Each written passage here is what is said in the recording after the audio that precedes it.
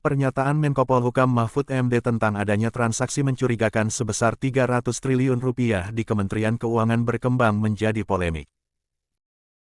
Pasalnya, Kepala Pusat Pelaporan dan Analisis Transaksi Keuangan atau PPATK Ivan Yustiavandana mengatakan bahwa transaksi itu bukan korupsi, melainkan lebih pada kasus-kasus yang disampaikan PPATK kepada Kementerian Keuangan dalam posisi sebagai penyidik tindak pidana asal tindak pidana pencucian uang sebagaimana diatur dalam Undang-Undang Nomor 8 Tahun 2010.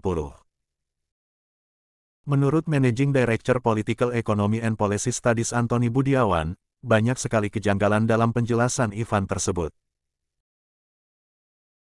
Dan menurut dia, jika Ivan berbohong akibat adanya intervensi, Ivan bisa membuat Presiden Jokowi menjadi pihak yang dicurigai menghalangi pemberantasan korupsi dan menghalangi pemberantasan tindak pidana pencucian uang karena PPATK merupakan lembaga independen yang bertanggung jawab langsung kepada Presiden. Iya, ini pencucian uang ini kan sebetulnya apapun namanya itu dana ilegal. Bahwa di situ apakah dari korupsi atau dari dana ilegal yang lain, yaitu dari perjudian ilegal, dari narkoba dan sebagainya gitu. Jadi seharusnya itu lebih luas gitu. Nah, sekarang ini terkaitkan yang dikaitkan dengan di Kementerian Keuangan. Ada 300 triliun eh, terindikasi adalah terlibat pencucian uang yang ada di Kementerian Keuangan dan awalnya diduga dilakukan oleh pegawai dari Kementerian Keuangan, yaitu Dirjen Pajak dan juga Bea Cukai. Nah, sekarang mulai dikatakan bahwa ada safari pertemuan, yaitu mengatakan bahwa ini awalnya kan korupsi, ini bukan korupsi, ini adalah pencucian uang. Lalu kemudian diberikan lagi eh, apa eh, pandangan-pandangan, pencitraan atau namanya pembentukan opini bahwa ini bukan pencucian uang yang dilakukan oleh pegawai Kementerian Keuangan. Jadi terakhir ini Kepala PPATK Ivan Yustiavandana mengatakan ini bukan dilakukan oleh pegawai Kementerian Keuangan. Lalu untuk apa diberikan ke Kementerian Keuangan? Ini adalah karena diberikan Kementerian Keuangan dia sebagai penyidik tindak pidana asal. Nah, kan awam nggak mengerti apa itu tindak pidana asal gitu kan. Nah, ini kalau terbukti bahwa PPATK, kepala PPATK yaitu Ivan Yustiavandana melakukan kebohongan publik, maka ini akibatnya bisa fatal.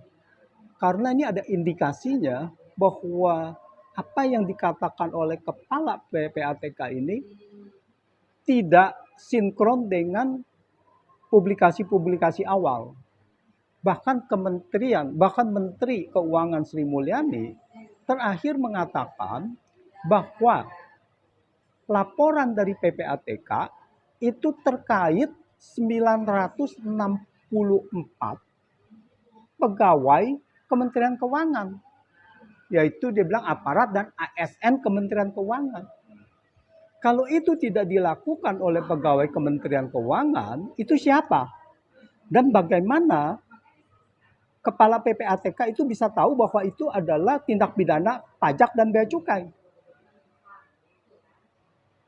Nah, ini yang harus diluruskan dan saya rasa wartawan ini harus mengejar kepada kepala PPATK harus mempertanggungjawabkan ucapannya.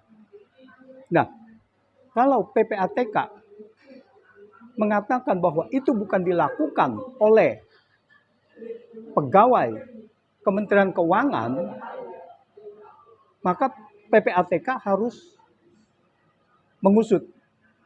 Karena apa? Karena nama itu sudah ada. PPATK sudah ada nama. Siapa orang itu? Dan PPATK sudah mengatakan ini indikasi pencucian uang.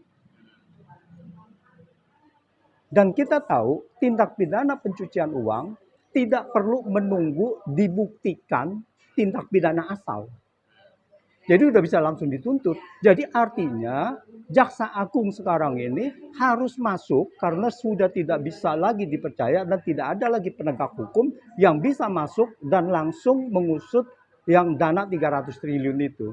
Jadi Jaksa Agung langsung masuk ke situ.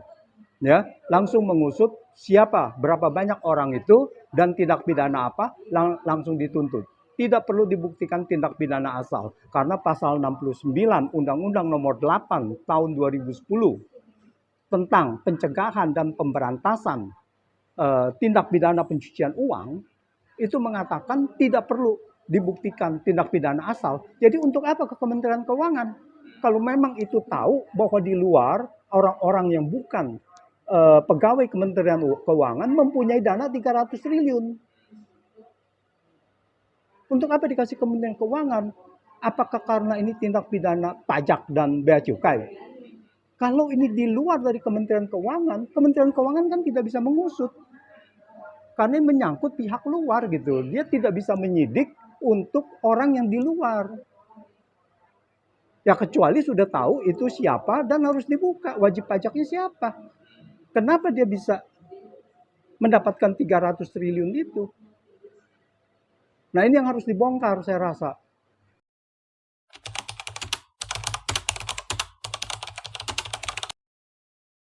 Sangat mungkin sekali. Dan kalau kita lihat juga gesturnya Mahfud setelah begitu kan seperti tidak happy kan gitu kan, ya bahwa seperti tertekan gitu kan.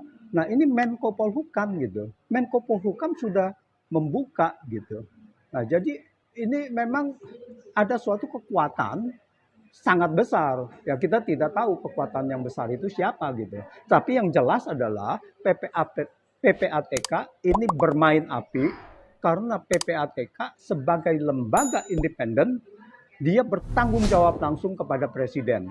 Kalau dia sampai terbukti menghalangi pemberantasan pencucian uang, maka dia menyeret presiden untuk sebagai pihak juga yang bisa dicurigai menghalangi pemberantasan korupsi dan menghalangi pemberantasan tindak pidana pencucian uang.